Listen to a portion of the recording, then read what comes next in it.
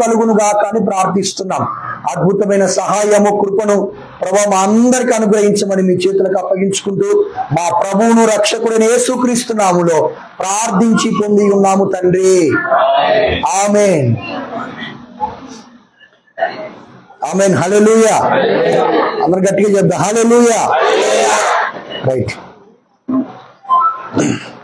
కొద్ది నిమిషాలు దేవుని మాటలు మనం విని ఆ తదుపరి మనము సెలవు తీసుకుందాం. గమనించండి, ఎవరు మాట్లాడొద్దు, ఎవరు అటు ఇటు తిరగొద్దు. మరి లైవ్ వెళ్తా ఉంది కాబట్టి మీరు ఎవరు ఆటంకంగా ఉండకూడదని నేను మనవి చేస్తూ ఉన్నాను. యోహాను సువార్త, బైబిల్ తెచ్చిన వాళ్ళందరూ తీసి వాక్యాన్ని చూద్దాం. యోహాను సువార్త 17వ అధ్యాయము. యోహాను సువార్త 17వ అధ్యాయము మొదటి 3 వచనాలను మనం ఈ సమయంలో మనం చదువుదాం. యోహాను సువార్త 17వ అధ్యాయము మొదటి 3 వచనాలు. యేసు ఈ మాటలు చెప్పి ఆకాశం వైపు కనులెత్తి ఇట్లా అనెను, తండ్రి నా గడియ వచ్చి ఉన్నది, నీ కుమారుడు నిన్ను మహిమపరచునట్లు నీ కుమారుణ్ణి మహిమపరచుము. నీవు నీ కుమారునికి ఇచ్చిన వారందరికీ ఆయన నిత్య జీవము అనుగ్రహించినట్లు సర్వ శరీరుల మీదను ఆయనకు అధికారం ఇచ్చితివి. అద్వితీయ సత్య దేవుడవైన నిన్నును నీవు పంపిన యేసుక్రీస్తును ఎరుగుటయే నిత్య జీవం. చాలండి. ప్రభునందు ప్రియమైనటువంటి వారలారా, దేవుడు మనుషులందరి పట్ల ఒక గొప్ప ఉద్దేశాన్ని, ప్రణాళికను కలిగి ఉన్నాడు. దేవుని యొక్క ఉద్దేశాలు మనుషుల పట్ల ఎప్పుడు శ్రేష్టమైనవిగానే ఉంటాయి కానీ హానికరమైనవిగా ఉండవు. మంచి తలంపులను, గొప్ప తలంపులను ఆయన మనుషులందరి ఎడల కలిగి ఉన్నాడు. ఎవరు కంజరి శబ్దం చేస్తున్నారు? కాబట్టి జాగ్రత్తగా మీరు గమనించాల్సిందిగా మనవి చేస్తూ ఉన్నాను. ప్రియమైన వాళ్ళరా, ఇక్కడ చదవబడినటువంటి వాక్య భాగాన్ని మనం గమనిస్తే యేసు ప్రభు యొక్క జీవితంలో ఆయన చివరి దినాలలో ఆయన చేస్తున్న ప్రార్థనను మనం ఇక్కడ చూస్తూ ఉన్నాం. యేసు ప్రభు ఈ లోకంలో 33.5 సంవత్సరాలు ఆయన బ్రతికాడు. ఆయన పరిచర్య కాలము దాదాపుగా 3.5 సంవత్సరాల కాలం. అయితే ఈ 3.5 సంవత్సరాల కాల ఆయన పరిచర్యలో ఎన్నో రకాలైన అద్భుతాలు, ఎన్నో రకాలైన ఆశ్చర్యమైన కార్యాలు ఆయన చేశాడు. ఇలా జరుగుతున్నటువంటి క్రమంలో చివరిగా యోహాను సువార్త 17వ అధ్యాయంలో ఆయన ఇలా ప్రార్థన చేస్తున్నాడు. ఏమని ప్రార్థన చేస్తున్నాడంటే, తండ్రి నీవు అద్వితీయమైన సత్యమైనటువంటి దేవుడవు, ఇదిగో నీవు పంపిన యేసుక్రీస్తును ఎరుగుటయే నిత్య జీవము అని దేవుని యొక్క వాక్యం మాట్లాడుతుంది. జాగ్రత్త గమనించండి, యేసుక్రీస్తును ఎరుగుటయే నిత్య జీవము అని వాక్యం చెప్తుంది. యేసుక్రీస్తును ఎలా ఎరగాలి, మనము యేసు ప్రభువును మనం ఎలా తెలుసుకోవాలి, యేసు ప్రభువును మనం ఎలా అర్థం చేసుకోవాలి, యేసు ప్రభువు పట్ల మనకు ఎలాంటి గ్రహింపు ఉండాలి అని మనం ఆలోచన చేస్తే చాలా మంది ఈ లోకంలో యేసుక్రీస్తును ఇలా తెలుసుకుంటున్నారు. ఎలా తెలుసుకుంటున్నారంటే, ఇదిగో యేసుక్రీస్తు అంటే ఆయన దీవెనలు ఇచ్చేవాడు అని అర్థం చేసుకుంటున్నారు. మరికొంతమంది యేసుక్రీస్తు అంటే కష్టాలను తీసేసేవాడు అని అర్థం చేసుకుంటున్నారు.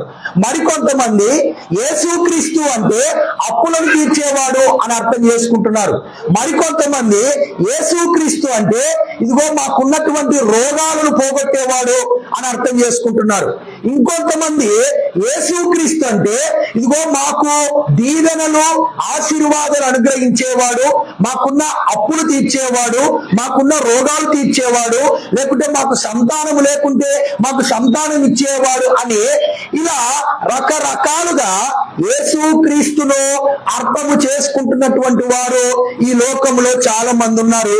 ఇక్కడ కూడా చాలా మంది ఉన్నారు. అయితే దేవుని వాక్యం ఏం చెప్తుందంటే యేసుక్రీస్తును ఎరుగుటయే నిత్య జీవము. అంటే యేసుక్రీస్తును ఎరగటం వలన, ఆయనను తెలుసుకోవటం వలన, ఆయనను గ్రహించడం వలన, ఆయన పట్ల సరి అయిన అవగాహన కలిగి ఉండటం వలన మనం ఏమి పొందుకుంటాము, ఏమి సంపాదించుకుంటామంటే నిత్య జీవాన్ని పొందుకుంటాము అని దేవుని వాక్యం మాట్లాడుతుంది.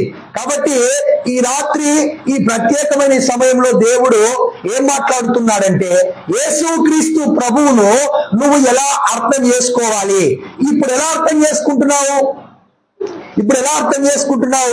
ఎలా అర్థం చేసుకోవాలని దేవుని వాక్యం చెప్తుంది అంటే అందరూ కూడా యేసుక్రీస్తు ప్రభువును భౌతికంగానే అర్థం చేసుకుంటున్నారు. ఆనాడు యూదులు చాలా మంది ఉన్నారు. అమ్మ వినండి, యూదులు చాలా మంది ఉన్నారు. యేసుక్రీస్తు ప్రభువును చూసి యూదులు ఏమన్నారంటే ఇదిగో ఇతను వడ్లవాని కుమారుడు కదా, ఇతను మరియ కుమారుడు కదా, ఇతను అక్కచెల్లెళ్ళు అన్నదమ్ములు మనతో పాటే ఉన్నవాళ్ళు కదా అని యేసు ప్రభువును ఎలా అర్థం చేసుకుంటున్నారు? శరీర సంబంధంగా యేసు ప్రభువును అర్థం చేసుకుంటున్నారు. కొరింథీయులకు రాసిన 2వ పత్రిక 5వ అధ్యాయంలో పౌలు యేసు ప్రభువును నేను ఎలా ఎరుగనో ఎలా ఎరుగుతానో అనే మాట మాట్లాడుతున్నారంటే కొరింథీయులకు రాసిన 2వ పత్రిక 5వ అధ్యాయంలో మనం గమనించినట్లయితే చూద్దాం, చూడండి అక్కడ అది కాదమ్మా ఒక్క మాట. కొరింథీయులకు రాసిన 2వ పత్రిక 5వ అధ్యాయము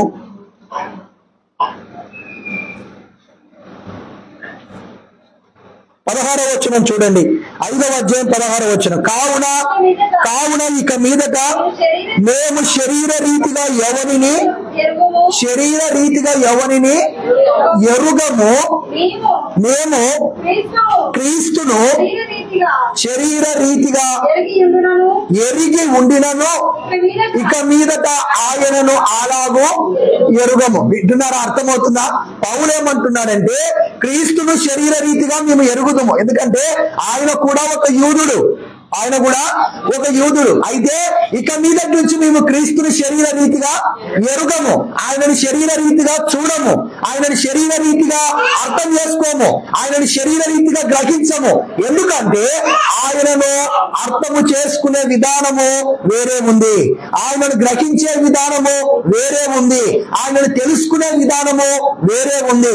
తండ్రి ఏ ఉద్దేశంతో యేసు ప్రభువును అర్థం చేసుకోవాలని చెప్తున్నాడో, తండ్రి ఏ ఉద్దేశంతో యేసు ప్రభువును ఎరగాలి గ్రహించాలి అని చెప్తున్నాడో ఆ ఉద్దేశంతోనే మనము యేసు క్రీస్తును ఎరగాలి అర్థం చేసుకోవాలి అని దేవుని వాక్యము స్పష్టంగా మాట్లాడుతుంది.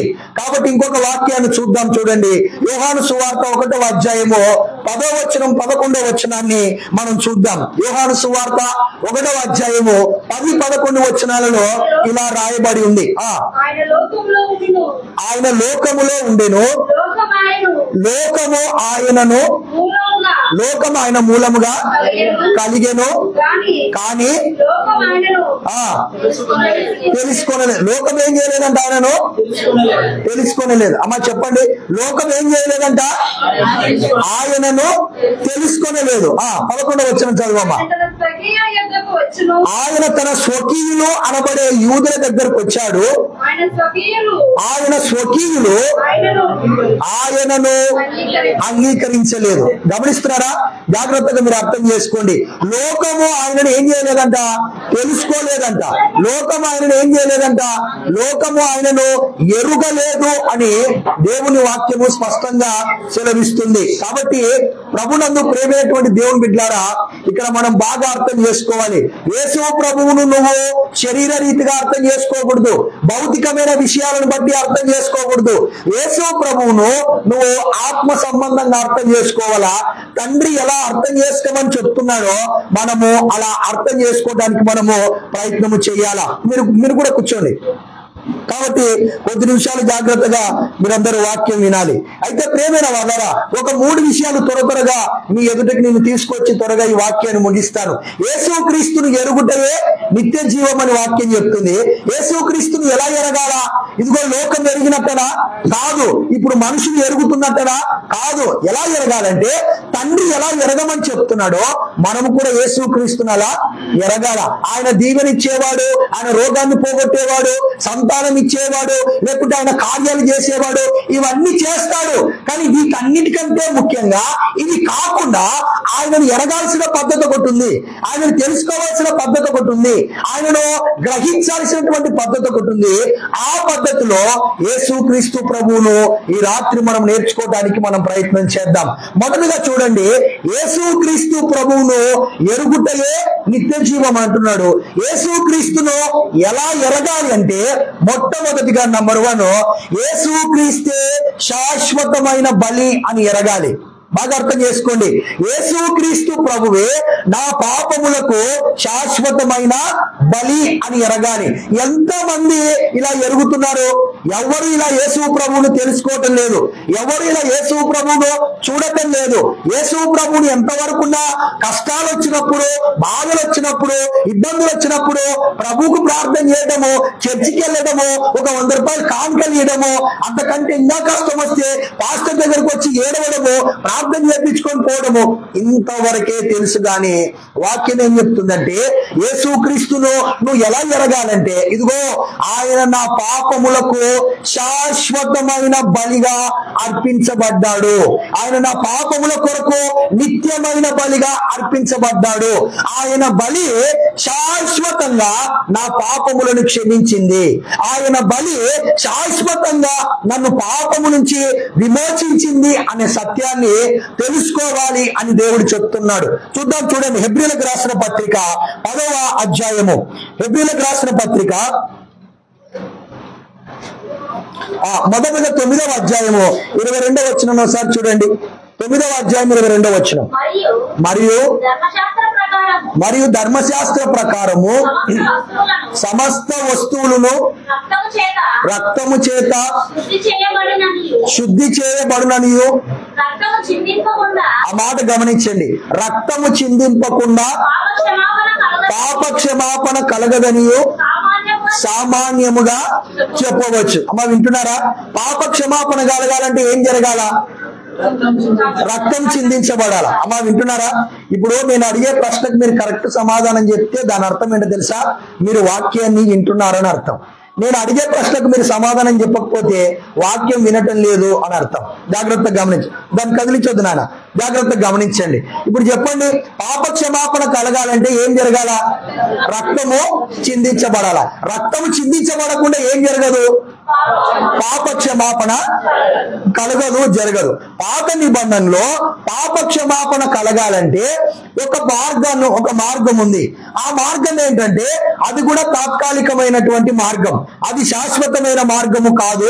శాశ్వతంగా పాపములను తీసేసే మార్గం అది కాదు. అది ఎలాంటిదో చెప్తున్నాడు చూడండి.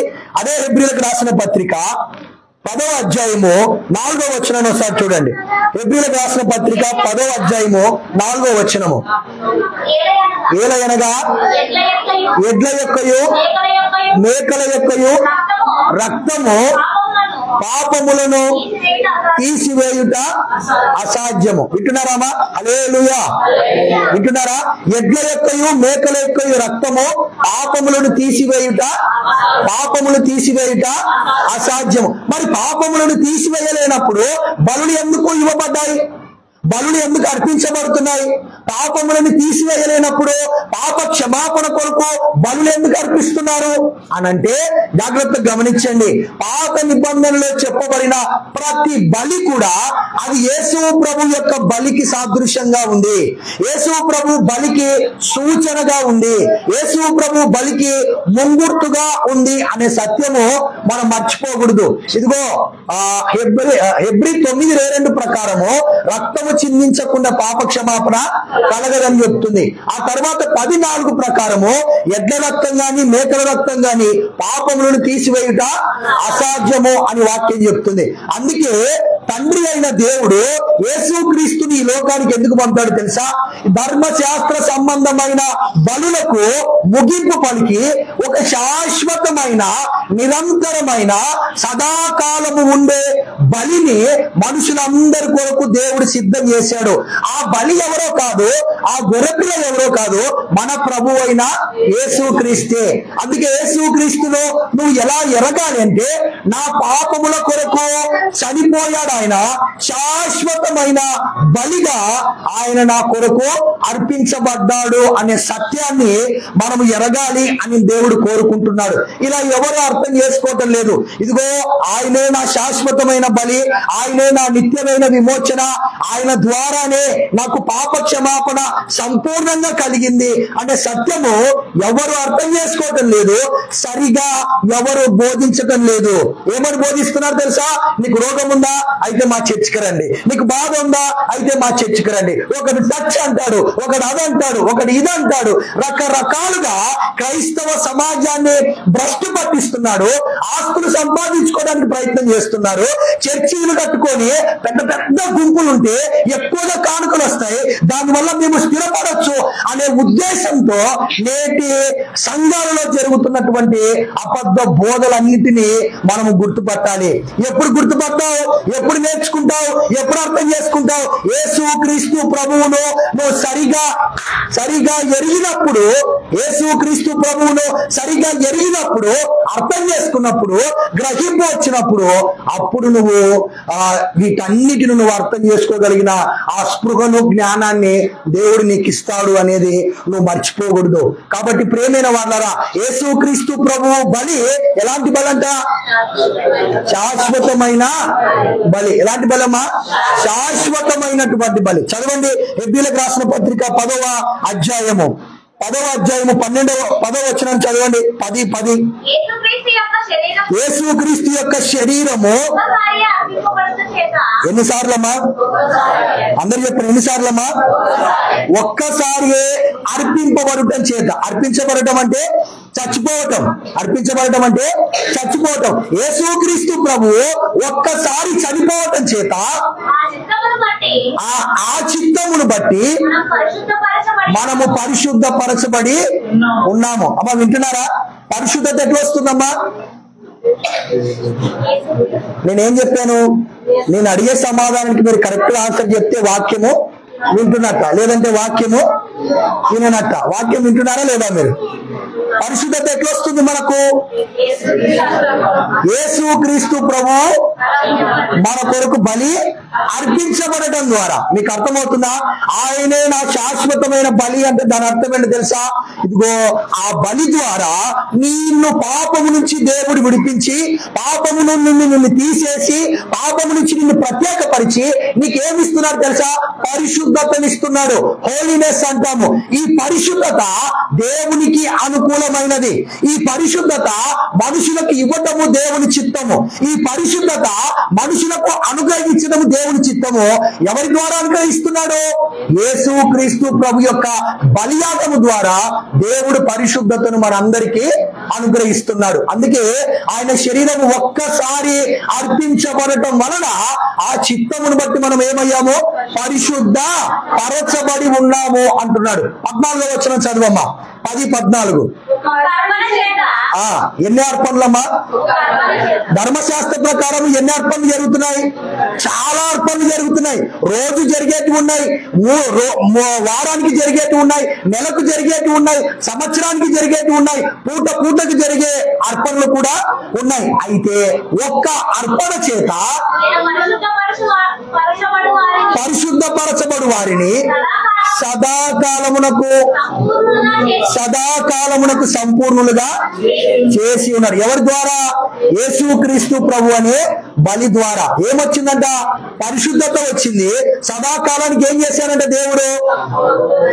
చెప్పాలి అందరూ, ఏం చేశాడు దేవుడు? మనల్ని సంపూర్ణులుగా చేశాడు. యేసు ప్రభువును నువ్వు ఎలా ఎరగాలంటే, ఇదిగో నా ప్రతి పాపములకు శిక్ష ఆయన మీద మోపబడింది. ప్రతి పాపమునకు శిక్ష ఆయన మీద మోపబడింది.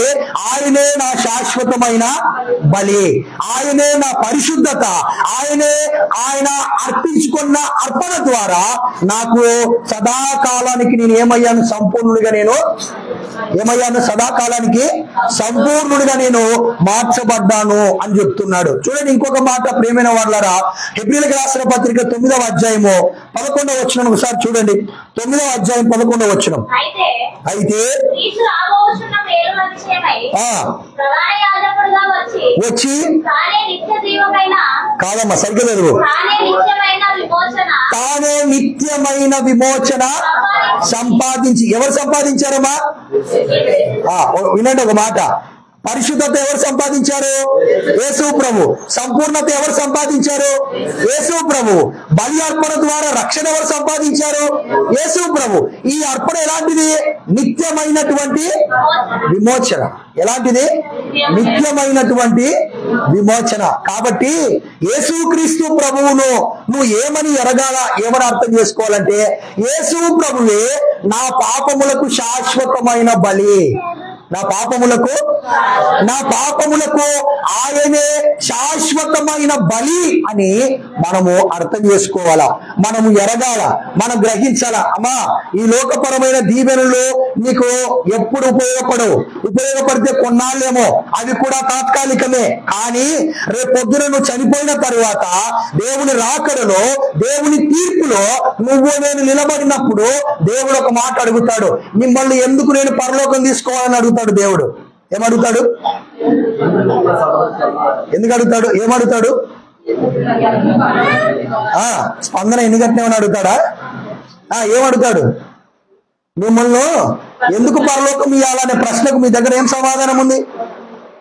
మీ దగ్గర ఏం సమాధానం ఉంది? అదిగో నేను ఇంత కష్టపడ్డానని చెప్తావా? ఇంత కానుక ఇచ్చానని చెప్తావా? లేదంటే వర్షం పడుతుంటే కూడా ఆ రోజు సతీశన ప్రార్థన పెడితే వచ్చానని చెప్తావా? ఏం చెప్తావు? ఏం చెప్పాలి తెలుసా? నువ్వు ప్రభువా, నువ్వే నా నిత్యమైన బలి, నా శాశ్వతమైన బలి నీవే అని నేను ఎరిగాను. ఇలా ఎరిగిన వానికి ఏమిస్తావు? నిత్య జీవాన్ని ఇస్తావు. Very good. ఏమిస్తావు? నిత్య జీవాన్ని ఇస్తావు. అందుకే యేసు ప్రభు దగ్గరకు కష్టాల కోసము, కష్టాలు తీర్చడానికి, రోగాలు పోవడానికి వీటిని బట్టి రావద్దండి. అర్థమవుతుందా? వీటిని బట్టి రావద్దండి. ఇవి మీకేమి మేలు కలగవు. మీ ఆత్మను రక్షించే వర్తమానాలు ఇవి కావు. మిమ్మల్ని పరలోకం చేసే వర్తమానాలు ఇవి కావు. కాబట్టి యేసుక్రీస్తు ప్రభువును ఆయనే నా శాశ్వతమైన బలిగా నువ్వు ఎరగాలి. ఇది మొదటి విషయము. రెండో విషయాన్ని చెప్తా, జాగ్రత్తగా గమనించండి. రెండవదిగా యేసు ప్రభువును ఎలా ఎరగాలి అనంటే, ఇదిగో వినండి, పౌలు ఎలా ఎరుగుతున్నాడు చూడండి. కొరింథీయులకు రాసిన మొదటి పత్రిక 1వ అధ్యాయం 31వ వచనం చదవండి. అమ్మా, మీకు పిల్లలు ఉన్నారు, పిల్లలు అల్లరి చేస్తారు, నాకు తెలుసు. నేను త్వరగా ముగిస్తాను, కొంచెం వాక్యం మీద శ్రద్ధ పెట్టండి. కొరింథీయులకు రాసిన మొదటి పత్రిక 1వ అధ్యాయము 31వ వచనాన్ని చదవండి. చివరి వచనం. అతిశయించువాడు ప్రభువునందే అతిశయింపవలెను అని వ్రాయబడినది నెరవేరునట్లు దేవుడు, వినండి, తండ్రి మూలముగా ఆయన అంటే యేసు ప్రభు, తండ్రి మూలంగా యేసు ప్రభు మనకేమై ఉన్నాడు? ఆయనే జ్ఞానమై ఉన్నాడు, ఆయనే నీతి అయి ఉన్నాడు, ఆయనే పరిశుద్ధత అయి ఉన్నాడు, ఆయనే విమోచనమై ఉన్నాడు. ఏమై ఉన్నాడు? ఆయనే జ్ఞానము, ఆయనే పరిశుద్ధత, ఆయనే నీతి, ఆయనే విమోచనమై ఉన్నాడు. పౌలు దేవుణ్ణి ఎలా ఎరుగుతున్నాడు తెలుసా? ఆయనే నా నీతి అని ఎరుగుతున్నాడు. ఎలా ఎరుగుతున్నాడు? ఆయనే నా నీతి. మొదటిదేమో ఆయనే నా శాశ్వతమైన బలి. రెండవదేమో యేసుక్రీస్తుని ఎలా ఎరగాలంటే, యేసుక్రీస్తే నా నీతి అని మనం ఎరగాల. ఎలా ఎరగాల? యేసుక్రీస్తు ప్రభువే నా నీతి అని మనం ఎరగాల. చూడండి ప్రేమైన వారా, యేసుక్రీస్తు ద్వారా దేవుడు నీతినిస్తున్నాడు. యేసుక్రీస్తు ద్వారా మనము నీతిమంతులుగా తీర్చబడుతున్నాం. రోమీయులకు రాసిన పత్రిక 3వ అధ్యాయం 22వ వచనం చూడండి. రోమీయులకు రాసిన పత్రిక 3వ అధ్యాయము 22వ వచనము. 21 చదివి 22 చదువమ్మా. ఇట్లున్నగా ఇట్లుండగా ధర్మశాస్త్రమునకు వేరుగా దేవుని నీతి బయలుపడుతుంది. దానికి ధర్మశాస్త్రమును ప్రవక్తలను సాక్ష్యం ఇస్తున్నారు. దేవుని నీతి ఎట్లా ఇస్తున్నాడు? దేవుడు ధర్మశాస్త్రానికి వేరేగా ఇస్తున్నాడు. ధర్మశాస్త్రానికి వేరేగా ఇస్తున్నాడు. వినండి, అందరూ ఏమనుకుంటున్నారంటే 10 ఆజ్ఞలు పాటించడం వలన నీతి అనుకుంటున్నారు. కానీ దేవుడి సిలువలో దాన్ని కొట్టేశాడు. దేన్ని కొట్టేశాడు? 10 ఆజ్ఞలు పాటించడం వలన నీతి అనే విధానాన్ని కొట్టేశాడు దేవుడు. ఒక ఆయన నన్ను ఇలా అడిగాడు. ఏమడిగాడు తెలుసా? ఇదిగో 10 ఆజ్ఞలు కొట్టివేయబడ్డాయి అని నువ్వు అంటున్నావు, వ్యభిచరించొద్దు అని 10 ఆజ్ఞల్లో ఉంది కదా, దాన్ని కొట్టేశాడంటే ఇప్పుడు వ్యభిచారం చేయమని అర్థమా? 10 ఆజ్ఞల్లో దొంగతనం చేయొద్దని ఉంది కదా, దాన్ని కొట్టేశాడంటే ఇప్పుడు దొంగతనం చేయొచ్చని అర్థమా? ఇప్పుడు నరహత్య చేయొచ్చని అర్థమా? అట్లా కాదు అర్థం చేసుకోవాల్సింది. అర్థమవుతుందా? ధర్మశాస్త్రాన్ని దేవుడు కొట్టేశాడు అంటే ఏ విధానాన్ని కొట్టేశాడంటే ధర్మశాస్త్రం వలన నీతిమంతులం అవుతాము అనే విధానాన్ని దేవుడు కొట్టేసి యేసుక్రీస్తు ద్వారా విశ్వాసం మూలంగా నీతిమంతులం అవుతాము అనే విధానాన్ని దేవుడు ప్రవేశపెట్టాడు. అంటే ఇలా చెప్తాను చూడండి, విశ్వాస న్యాయాన్ని ప్రవేశపెట్టాడు. ఏం ప్రవేశపెట్టాడు? విశ్వాస న్యాయాన్ని, విశ్వాస పద్ధతిని దేవుడు ప్రవేశపెట్టాడు. అంతేగాని క్రియల వలన మనము నీతిని సంపాదించుకోలేము అని దేవుని వాక్యము స్పష్టంగా మాట్లాడుతుంది. దీని గురించి మాట్లాడాలంటే విస్తారంగా మాట్లాడడానికి ఆధారాలు ఉన్నాయి. కాబట్టి ఇప్పుడు పరిస్థితి అననుకూలం ఉంది కాబట్టి నేను త్వరగా దాటి వెళ్ళిపోతున్నాను. కాబట్టి ప్రేమైన వాళ్ళరా, యేసుక్రీస్తు ప్రభువును మనం ఎలా ఎరగాలంట? రెండవదిగా నీతిగా. ఎవరి నీతిగా? ఎవరి నీతిగా? ఎవరి నీతిగా ఎరగాల? పౌలు ఏమని ఎరిగాడు? ఒకటి శాశ్వతమైన బలి, రెండవది ఏమంటున్నాడు? ఆయనే నా నీతి. ఎవరి నీతి అంటే నా నీతి అని చెప్పాలా? యేసు ప్రభువే మన నీతిగా మనం ఎరగాల. ఎంతమంది తెలుసుకుంటున్నారండి యేసు ప్రభునిలా? అసలు యేసు ప్రభు ద్వారా నీతిమంతులం అవుతాము అనే మాటనే రావటం లేదు ఎవరికి. అసలు ఈ ఆలోచనలే లేవు ఎవరికి. ఎంతున్నా ఎక్కడి వైపు తిరుగుతా తెలుసా? ఆ ఎర్ర సముద్రం కాడికి పోతారు, ఆ ఎరుకో గోడల దగ్గర పోతారు, ఆ గొల్లాటి దగ్గర పోతారు, ఆ సౌలు దగ్గర పోతారు. ఇట్లా ఎంతున్నా ఇక్కడే తిరుగుతారు తప్ప నిత్య జీవాన్ని దేవుడు ఇస్తున్నాడు. ఇవ్వటానికి నువ్వు కొన్ని ఎరగాలా, అంటే కొన్ని తెలుసుకోవాలా, కొన్ని గ్రహించాలా. యేసుక్రీస్తునందు గ్రహించే విషయాలు కొన్ని ఉన్నాయి. అవి గ్రహిస్తేనే నీకు నిత్య జీవము అని చెప్పిన సంగతిని ఎవరు అర్థం చేసుకుంటున్నారు? ఎవరు అర్థం చేసుకోలేకపోతున్నారు. ఎవరు అర్థం చేసుకోలేకపోతున్నారు. ఆ గొల్లాకు వచ్చాడు, 5 రాళ్ళు దావికి తీసుకున్నాడు, ఒక రాయితో కొట్టాడు. హల్లెలూయా, ప్రార్థన చేసుకుందాం, తలలు వంచండి. అర్థమవుతుందా? ఇంకా ఇదే జరుగుతుంది తప్ప ఎప్పుడు యేసు ప్రభుని అర్థం చేసుకుంటావు? తండ్రి అర్థం చేసుకోమన్నట్టుగా యేసు ప్రభుని ఎప్పుడు అర్థం చేసుకుంటావు? ఎప్పుడు గ్రహిస్తావు? ఎప్పుడు నీకు ఈ తండ్రి చెప్పినట్టుగా వివేచన వస్తుంది అంటే? వినండి వినండి, ఎక్కడ సత్యం బోధించబడుతుందో అక్కడ నువ్వు ఉంటే సత్యానికి అనుకూలమైన గ్రహింపు నీకు కలుగుతుంది. అనుకూలమైన గ్రహింపు నీకు కలుగుతుంది. కాబట్టి ప్రేమైన వాళ్ళరా, యేసుక్రీస్తు ప్రభువును మన నీతిగా మనము ఏం చేయాలంట? మనము ఎరగాలంట. అసలుకి దేవుడు ఒక మాట అంటున్నాడండి.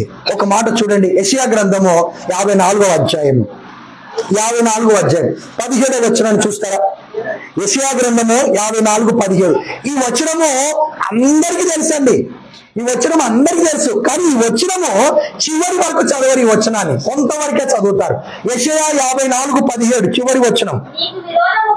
నీకు విరోధముగా రూపింపబడిన ఏ ఆయుధమును. ఎంతమందికి ఈ మాట తెలుసండి? అందరికీ తెలుసు. వాగ్దానాలు కూడా ఇళ్ళల్లో ఉంటాయి, బండ్ల మీద ఉంటాయి, స్టిక్కర్ల మీద ఉంటాయి. ఎంతవరకు ఉంటాయంటే ఇంతవరకే ఉంటాయి. నీకు విరోధంగా రూపింపబడిన ఏ ఆయుధమో వర్జిలదు. అమ్మయ్యా, నా ఇంటి ఎదురుగా ఉన్న వాళ్ళు ఇప్పుడు నా మీద పనులు కొరుకుతున్నారు కాబట్టి ఇప్పుడు దేవుడు నన్ను వాళ్ళని నాశనం చేస్తాడు, నన్ను దీవిస్తాడు. వాళ్ళని నాశనం చేస్తాడు, నన్ను దీవిస్తాడు. దీనికి పోల్చుకోమనే ఈ వాక్యం చెప్తుంది. దీనికి పోల్చుకోమనే ఈ వాక్యం చెప్తుంది కాదు. ఆ వచనాన్ని పూర్తిగా చదవండి. మొదటి నుంచి చదువమ్మా. నీకు దేవుడు మాట్లాడుతున్నాడు, నీకు విరోధంగా రూపింపబడిన ఏ ఆయుధమో వర్ధిల్లదు. ఇదిగో వినండి, న్యాయ విమర్శలో ఇదిగో నీ మీద దోషారోపణ చేయు ప్రతి వానికి నీవే నేరస్థాపన, నీవే నీ మీద నేరం మోపేవాడు ఎవడు లేడు. నువ్వే ఇతరుల మీద దోషారోపణ చేస్తావు. ఎందుకో తెలుసా? ఆ చదువమ్మా. యెహోవా యొక్క సేవకుల నీతి నా వలన, వింటున్నారా? నీతి ఎవరి వలన కలుగుతుంది? దేవుని వలన కలుగుతుంది. నీతి ఎవరి వలన కలుగుతుంది? దేవుని వలన కలుగుతుంది. మనము ఆ వచనాన్ని సగం చదువుతున్నాము, సగము వదిలేస్తున్నాము. ఏమన్నా అంటే ఇదిగో నీ కష్టాలున్నాయా, నీకు రూపింపబడిన ఏ ఆయుధమో వర్ధిల్లదు అంటావు. మరి ఆ వచనాన్ని పూర్తిగా చదవవే. యెహోవా సేవకుల నీతి అంటే మన నీతి ఎవరి వల్ల కలుగుతుంది? నా వలన కలుగుతుంది. అంటే దేవుడు అంటున్నాడు, నా ద్వారా కలుగుతుంది నీతి. నీతి మీ క్రియల ద్వారా కలగదు, నీతి మీ పర్ఫార్మెన్స్ ద్వారా కలగదు, నీతి మీ బిహేవియర్ ద్వారా కలగదు, నీతి మీరు చేసే పరిచర్య ద్వారా కలగదు, నీతి మీరు చేసే మంచి పనుల ద్వారా కలగదు. నీతి కలిగినందుకు మీరు మంచి పనులు చేయాలి, కానీ మంచి పనులు చేస్తే మీకు నీతి కలగదు. మంచి పనులు చేస్తే మీకు నీతి కలగదు అని దేవుడు చెప్తూ ఉన్నాడు. కాబట్టి ప్రభునందు ప్రేమైనటువంటి దేవుని బిడ్డలారా, మీకు అర్థమవుతుందా? జాగ్రత్తగా మీరు గ్రహించండి. పౌలు అంటున్నాడు, యేసు క్రీస్తే నా నీతి అని పౌలు ఎరుగుతున్నాడు. ఒకటి, యేసు ప్రభువే శాశ్వతమైన బలి అని ఎరగాలి. రెండు, యేసు ప్రభువే నా నీతి అని మనము ఏం చేయాలంట? మనము ఎరగాలి అని చెప్తున్నాడు. మీరు జాగ్రత్తగా మీరు గమనించండి. ప్రభునందు ప్రేమైనటువంటి దేవుని బిడ్డలారా, ఒక ఆయన ఏమన్నాడంటే, ఇదిగో వినండి, జాగ్రత్తగా గమనించండి. ఒక ఆయన ఏమన్నాడంటే, అతనితో నేను మాట్లాడుతున్నప్పుడు, ఇప్పుడు మీరు ఈ నీతి మీదనే ఎందుకు ఫోకస్ చేసి మాట్లాడుతున్నారు? నీతిమంతులం అని దీని మీదనే ఎందుకు ఫోకస్ చేసి మాట్లాడుతున్నారు? వేరే విషయాలు ఎందుకు మాట్లాడరు అని ఆయన నన్ను ప్రశ్నించాడు. కానీ ఇలా చెప్తాను వినండి, దేవుడు మొదటి నుండి చివరి వరకు నీతిమంతులే నిత్య రాజ్యంలో ఉంటాడని దేవుడు చెప్పాడు. అర్థమవుతుందా? నీతిమంతులే నిత్య రాజ్యంలో, తండ్రి రాజ్యంలో నీతిమంతులు ఉదయించు సూర్యుని వలె ఉంటారు అని దేవుడు చెప్తాడు. మొదటి నుంచి పితరులు నీతిమంతులేనా? అబ్రహాం నీతిమంతుడేనా? నీతిమంతుడా కాదా? నీతిమంతుడే. నోహు నీతిమంతుడేనా? నీతిమంతుడే. మోషే నీతిమంతుడేనా? నీతిమంతుడే. లోతు నీతిమంతుడేనా? నీతిమంతుడే. మరి వీళ్ళలో బలహీనతలు లేవా? ఉన్నాయి. బలహీనతలు ఉన్నా కూడా ఎందుకు నీతిమంతులు అంటున్నాడు వీళ్ళని? వాళ్ళ క్రియలను బట్టి కాదు, వాళ్ళ క్రియలను బట్టి కాదు. వాళ్ళు దేవుని యందు విశ్వాసం ఉంచుతున్నారు, వారి విశ్వాసం వారికి నీతిగా ఎంచబడుతుంది. హల్లెలూయా.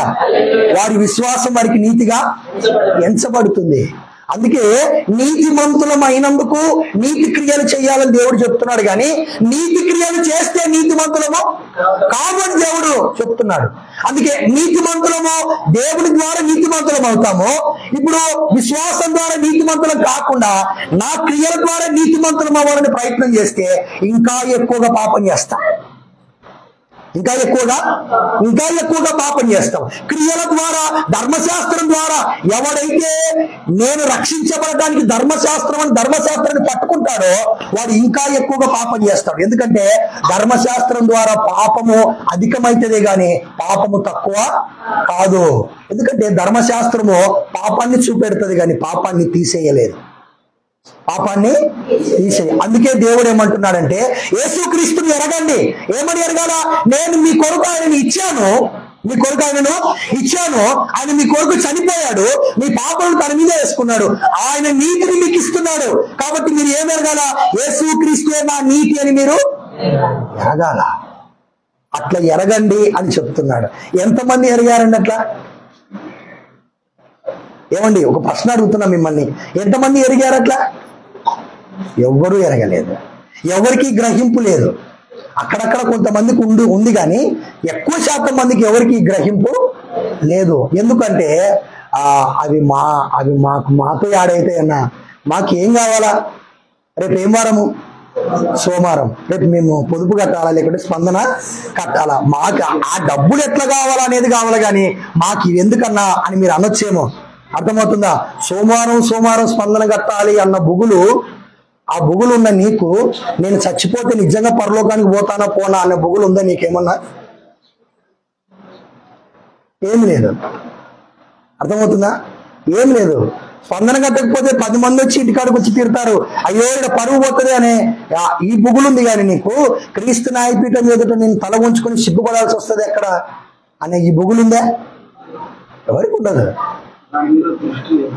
వెరీ గుడ్ అన్న, ఎంత చక్కగా. దాని మీద దృష్టి లేదు.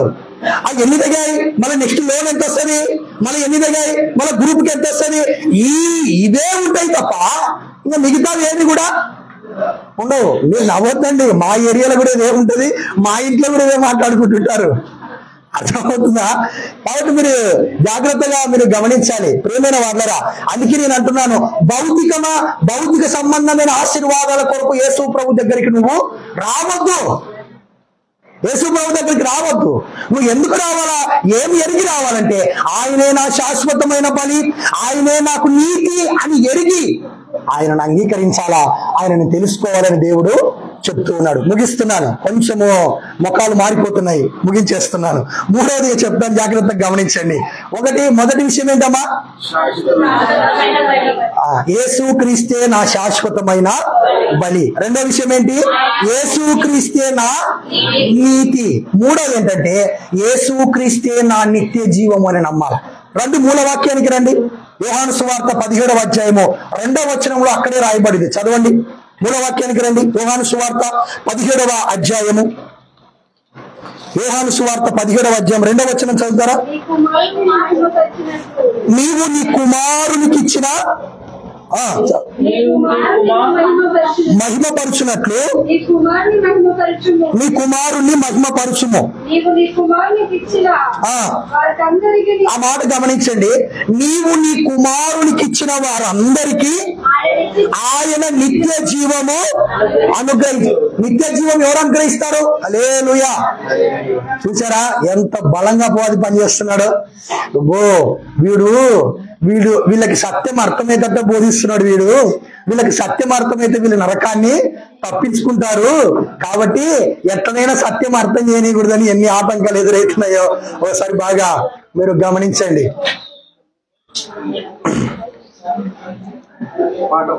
ఎబినేజరే ఇంతవరకు ఆదుకున్నావు. ఎబినేజరే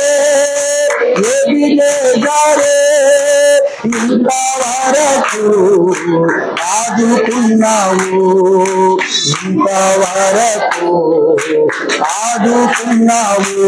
నిన్ను పూర్ణ మనసుతో ఆరాధించు, బలముతో ప్రేమించేగను. ఆరాధన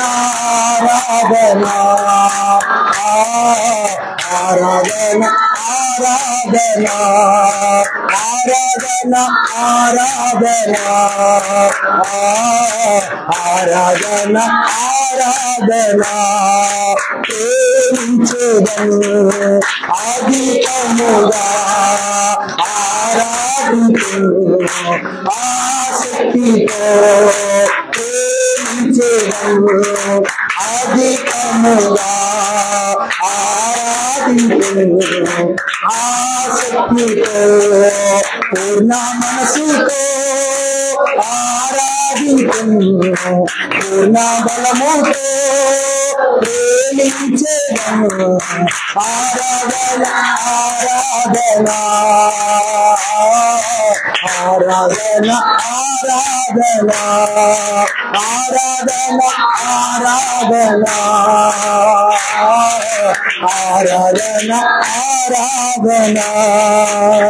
ఆమేన్. హల్లెలూయా. చూడండి ప్రియమైన వాళ్ళరా, మూడవదిగా యేసుక్రీస్తు ప్రభువును మనం ఎలా ఎరగాలంటే ఆయనే నా నిత్య జీవము అని ఎరగాల. ఎలా ఎరగాల? ఆయనే నా నిత్య జీవము అని ఎరగాల. వినండి, 15వ అధ్యాయం యోహాను సువార్తలో ఇలా అన్నాడు. చూడండి, తీయొద్దని నేను చెప్తాను. ఇలా అన్నాడు, నాకు వేరుగా ఉండి మీరు ఏమీ చేయలేరు అన్నారు. అంటే దాని అర్థం ఏంటి తెలుసా? యేసు ప్రభువుకు వేరుగా మనకు నిత్య జీవం లేదు. ఉందంటారా? యేసు ప్రభువుకు వేరుగా మనకు నిత్య జీవం లేదు. నిత్య జీవము యేసుక్రీస్తు ద్వారా ఇస్తున్నాడు దేవుడు. యేసుక్రీస్తు ద్వారా ఇస్తున్నాడు దేవుడు. అందుకే యోహాను సువార్త 3వ అధ్యాయం 36వ వచనంలో ఏముంది? కుమారుని యందు విశ్వాసం ఉంచువాడు నిత్య జీవం గలవాడు.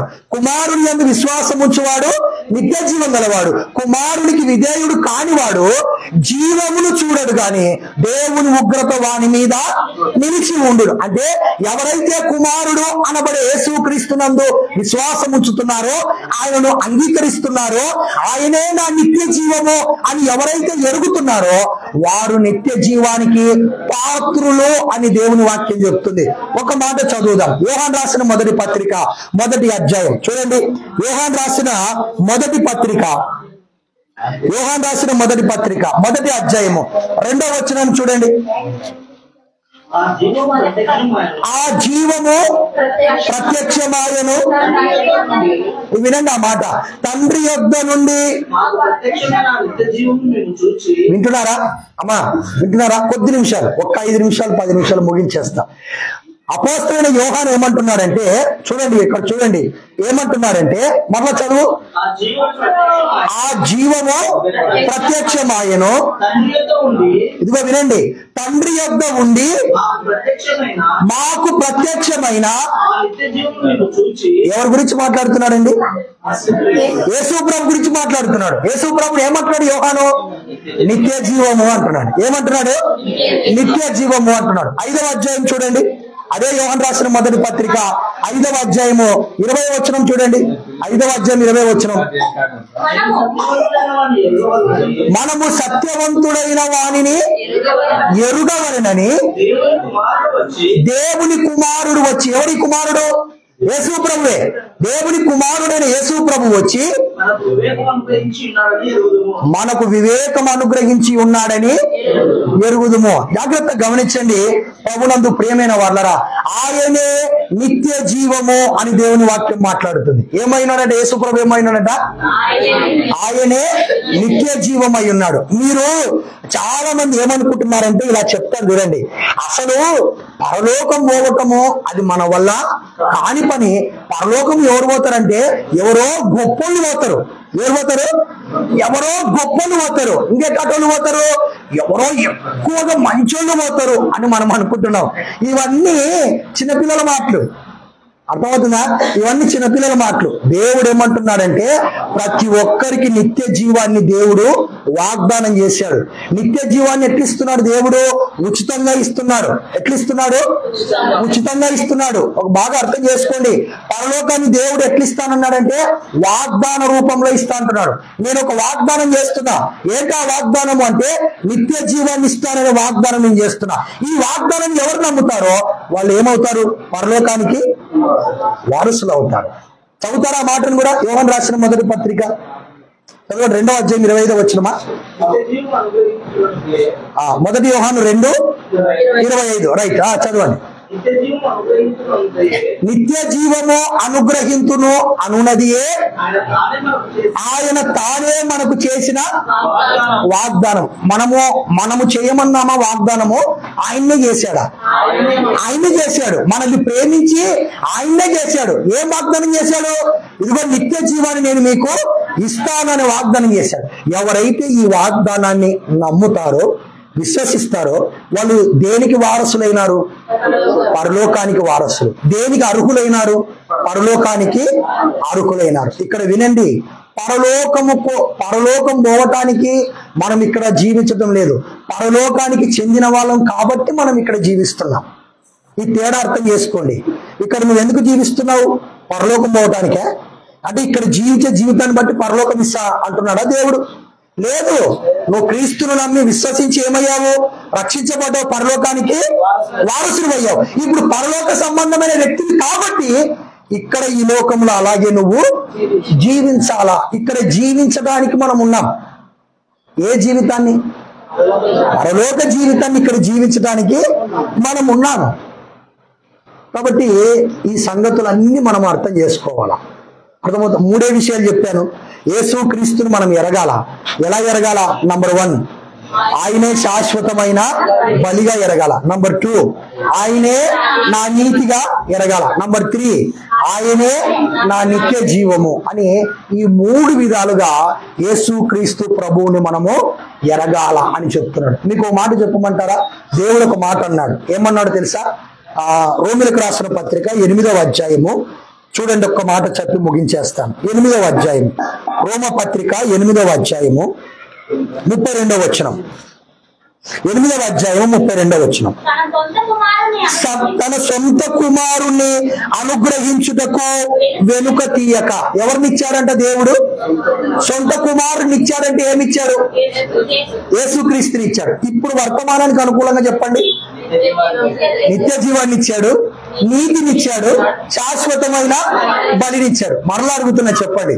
సొంత కుమారుని ఇచ్చాడంటే ఏమిచ్చాడు? నిత్య జీవాన్ని ఇచ్చాడు, ఆయన నీతినిచ్చాడు, శాశ్వతమైన బలిని ఇచ్చాడు. మరి ఇప్పుడు ఇది నమ్మితే నాకేం లాభము అని నువ్వు అంటావేమో, కానీ ఆ వచనం పూర్తిగా చదువు.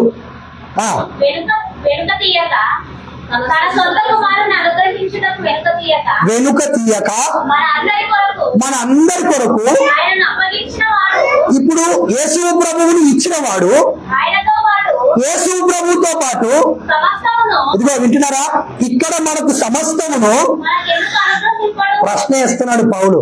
యేసు ప్రభువునే ఇచ్చాడు దేవుడు నీ కోసము. మరి ఈ సమస్తాన్ని దేవుడు ఇవ్వడా? ఏమ్మా ఇవ్వడా? ఇస్తాడు. ఇప్పుడు ఒక మాట చెప్తాను చూడండి.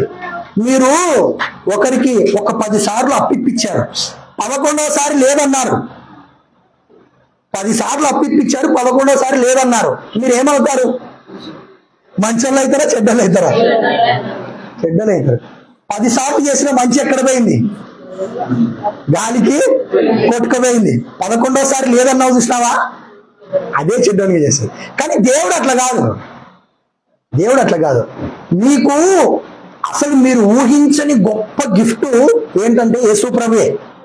యాకోబు 1:17 ప్రకారము సంపూర్ణమైన ప్రతి శ్రేష్టమైన ప్రతి ఈవి, సంపూర్ణమైన ప్రతి వరము జ్యోతిర్మయుడు తండ్రి యొద్ద నుండి వచ్చింది అన్నాడు. పర్ఫెక్ట్ గిఫ్ట్ యేసు ప్రభు. యేసు ప్రభు కంటే మించిన ఆశీర్వాదం మనకేమీ లేదు. కానీ దేవుడు ఏమంటున్నాడంటే యేసు ప్రభునే ఇచ్చాడంటే అమ్మ మీకు సమస్తాన్ని ఇవ్వలేదా? ఇస్తాడు. మీ పరిస్థితిలో మార్చలేదా? ఆరోగ్యాన్ని ఇవ్వలేదా? ఇస్తాడు. అన్ని ఇస్తాడమ్మా, అన్ని ఇస్తాడు దేవుడు. కానీ దానికంటే నువ్వు ముందు ఏమడగాలంటే యేసు ప్రభువే నా శాశ్వతమైన బలి, యేసు ప్రభువే నా నీతి, యేసు ప్రభువే నా నిత్య జీవము అని ఎరిగిన వాడు యేసు ప్రభువుతో పాటు సమస్తాన్ని అనుభవిస్తాడు. సమస్తాన్ని అనుభవిస్తాడు. దేవుడి మాటలు దీవించును గాక. ఆమేన్. ప్రార్థన చేద్దాం. అందరము కళ్ళు మూసుకుందాం, మోకరిద్దాం. అందరు కళ్ళు మూసుకుందాం, మోకరిద్దాం, ప్రార్థన చేద్దాం. ఎవరికి వాళ్ళు కళ్ళు మూసుకుని ఒక చిన్న ప్రార్థన. ఇదిగో దేవుడి రాత్రికాల సమయంలో ఇంత అననుకూలమైన పరిస్థితుల్లో కూడా దేవుడు తన ప్రత్యక్షతని నీకు అనుగ్రహించాడు.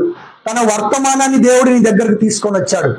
కాబట్టి ప్రభునందు ప్రేమైనటువంటి దేవుని బిడ్డలారా, యేసు ప్రభువును నువ్వు ఎలా ఎరుగుతున్నావు, యేసు ప్రభువును నువ్వు ఎలా అర్థం చేసుకుంటున్నావు అనే సత్యము ఈ రోజు దేవుడు నీతో మాట్లాడాడు.